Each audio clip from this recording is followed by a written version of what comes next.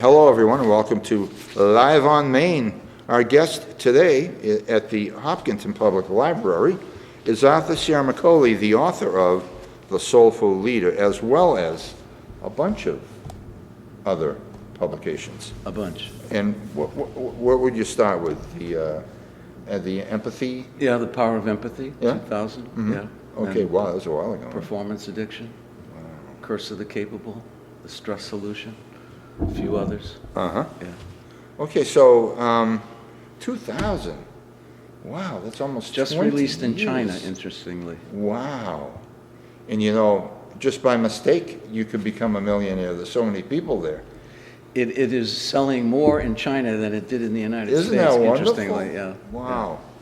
You mean is that your retirement kind of thing? I'm not going to retire. Oh, come on, I'm not either.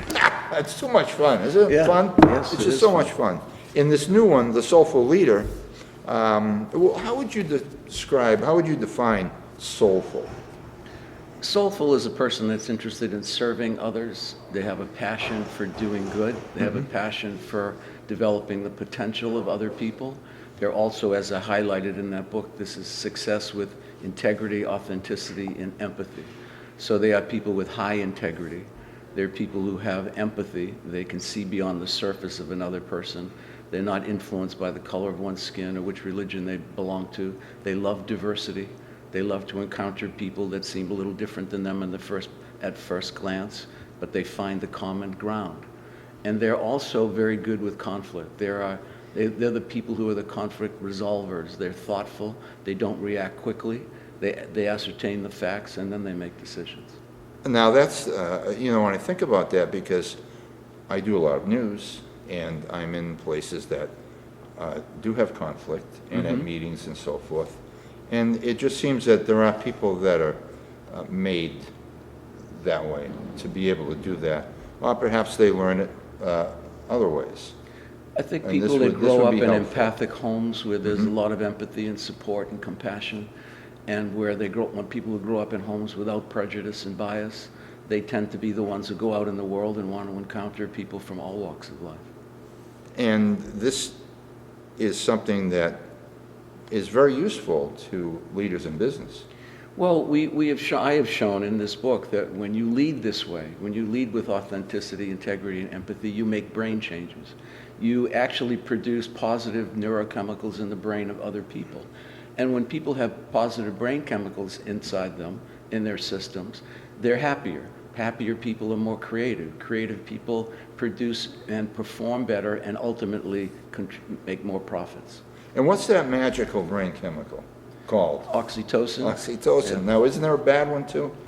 Well, this cortisol, the stress hormone, when you relate in a degrading way, in a humiliating way, 70% of American workers say that they're afraid or hesitant to ask a question of a leader because they're usually demeaned or humiliated in front of others. 70%? Yeah, 70%. So you're causing a stress response in the people that work for you, which produces the stress hormone cortisol, which causes inflammation, kills neurons in the memory center of the brain, has many, many negative consequences, and it stops you from thinking creatively. It actually makes you too tense to think creatively. So oxytocin is what we want to Yes. conjure up every so It's often. called the love hormone or the love connecting hormone. Now, I noticed the word love among your writings. How does love enter the workplace? Well, if you have love at home and if you know how to make intimate relationships, which is what empathy is the most important capacity we can have, professionally and personally. Because people who have empathy and have a wide empathic range usually have very close friendships and very, very close relationships. So they go into the business world with resilience. They come home and they feel the support and love of the people who are around them. So when they go back into a stressful environment, they already have positive neurochemicals in their system. So love has a lot to do with performance. Performance without nervousness, anxiety, and obviously a lot of very high-functioning people become depressed and end up seeing people like me because they don't have quality relationships. They know how to achieve, but they don't know how to connect. Now, do you work as an advisor or as a psychologist with people when you say work with people like you?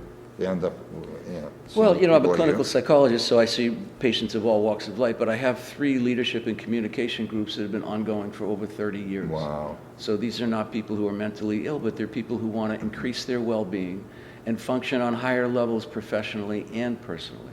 Because again, a lot of them know how to achieve, but very few of them know how to love. That's what I call performance addiction.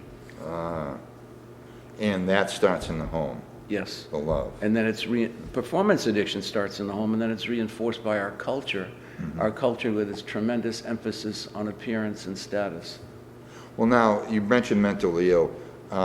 Do you see mentally ill people? Now, I'm asking because I have a friend. That's it. In case you don't know, that's an old line. That's Yes, from you have way a back. friend who looks and talks just like you, yes. And, yes, and he likes to drink alcohol. I'm only kidding. That's not me because I can't drink. But, so you do see mentally ill people? At this point in my career, because I'm out of the hospital and I have a home office, I generally see people who are not mentally ill. Okay. I mean, they're people with anxiety, stress, and a lot of them really come because their relationships are poor. Marital therapy, and some of them come because of weight problems, and you know, the hormone cortisol is what actually exacerbates weight problems. Wow. And that's not talked about very often in weight programs. Cortisol enlarges fat cells in the stomach and creates a craving for sugary sweet substances. So when we're stressed and we produce cortisol, the brain wants to eat substances that are not nutrient dense and not very important for our Wow. well-being. You know, after I have a large fish dinner, I want to eat a bag of marshmallows. But I don't know if it's related with stress. It's just like it's, Well, it could be a habit, but yeah. So is anybody able, do you think, to create a soulful organization? One that has empathy and love and, yes, I'll give you a great story that I heard the other day. I see a college senior who was finishing an internship in the summer with a large corporation in the Boston area. oh, Jerry. I'm just And the kidding. candidates Sorry. were down to 3. And they were all about equal in terms of academics and so forth. And she kind of thought she might or might not get the job. She wasn't sure. Anyway, a manager came up to her manager, and he grabbed her rear end. Wow. And she looked at him in her cubicle in front of a lot of other people, and she said, if you ever touch me again, I'll break both your hands. Wow. So she came to me and she said, you know, I'm not going to get the job, because everybody heard me say that. Oh, goodness. Then the next day, she got a call from the CEO, the CFO, I'm sorry. And he called her in and he said, you've got the job. She said, Wow. I've got the job? He said, everyone knows what you did with that manager. And that's the kind of person we want here. Wow. We don't want people acting like that. And that person is on probation because of you. He Excellent. said, I'm not sure you would have got the job. I don't know, because I wasn't involved in the candidacy and who was going to be picked. But you have the job because of your character, because that's the kind of person we want here. Excellent. Now that's a soulful leader. So, in fact, I have to tell you, and I'm not trying to beat my own drum here, but I had the store, as you know, downtown for 24 years. And occasionally we would have someone come in. The fellow who worked with me until I closed my Hopkinton office worked for me for 18 years. And so occasionally we would have someone with an aberrant point of view come in and talk about business, how they do business or whatever it is. After the individual would leave and say, can you think of anything we do that's dishonest? Anything that cheats or steals from people? Or, you know, acts in that manner? And we never could. We couldn't think of anything. And so I think these are things that you carry with you into business. Yes. Without even going to business school. You carry your character into business. You carry your character into the family. You carry your character into anybody you relate to. And today we've lost some of that in this country. We focus so much more on greed and materialism. You know, we're materially strong but spiritually lacking, because we have replaced materialism and image and greed, and we've replaced integrity and character. And we focus more on image and status and prestige. And there is less emphasis on God and religion, I think, in not only just the regular Most of the churches have lost their following, although I think there are some, like the mosque, the Muslims seem to be a very close-knit group. I think the Greek Orthodox still remain a very close-knit group. They do, yeah. And some Jewish parts of the country are strong, so, but it has declined. Certainly in Catholicism it's declined, and in some Christian groups it's declined. How do you get to people? Now, you've got a book. How do you get to and hopefully you'll sell a few million copies, and people will read it and say, you know, this is really the way I want to approach things, and I need to look inside and so forth to do it. How does it, but let's say you only sell 1 million. How does this work in the general society? Well, if you talk to one person, you know, it's been proven that when you lead this way, it has a ripple effect. It's contagious. Other business leaders start to lead this way. People, heads of families, start to lead this way. So we try, but if I influence you, then you influence someone else, and it goes on and on. Is it a hard thing to spread? Of course, but I think people are naturally good. I think people naturally want to lead in a soulful way. I think Americans are longing for this right now because of the political climate and the corporate climate. You know, we have so many toxic leaders in corporations and in the political world. People are longing for someone they can trust, they can believe in, who's intelligent, who's smart, but is also ethical. People initially will follow you if the company is making money, but they won't stay with you if you're not ethical and treat them with respect and lead from what I call the bottom up, not the top down. You know everybody in the organization. You know who cleans the floors, you know who plows the snow, you know who fixes the computers, and you say hello to everybody. You don't act like you're above people. You are on the same plane with everyone, and you take in input from everyone. And that's a great point that you make in the book about the janitor. Yes. Gave you information, and you respected the janitor. And you know, I love the story that I've heard you tell before about when the teacher thought you should go to trade school or something, whatever it was, and not pursue college. I wasn't college material.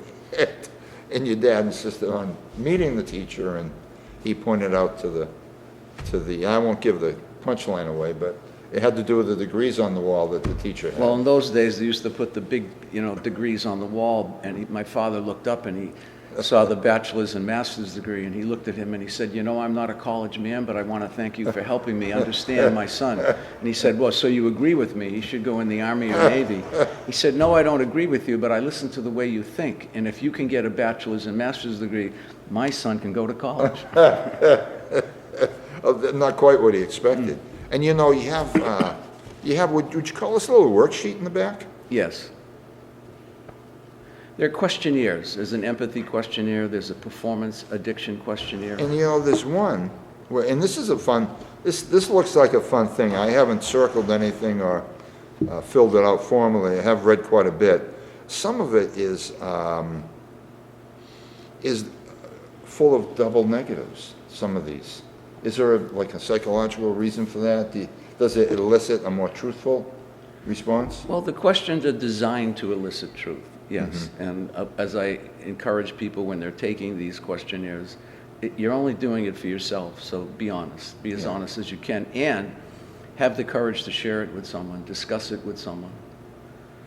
Because, you know, a lot of the negativity we have is from our own self-talk. And I always say the greatest addiction we have is to our own negative thinking. And when we share it with other people, we get more realistic feedback about who we are, not who we thought we were when we were children or young people.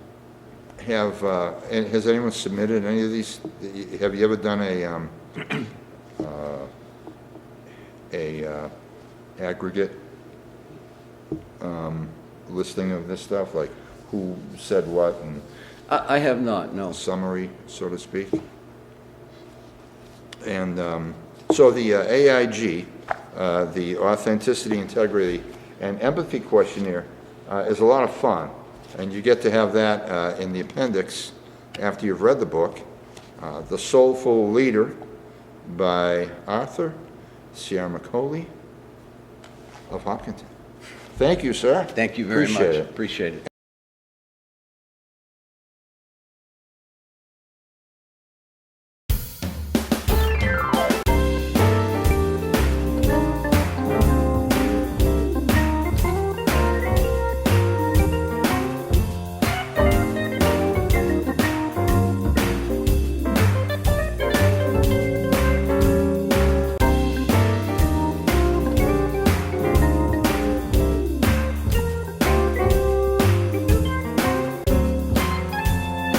Thank you.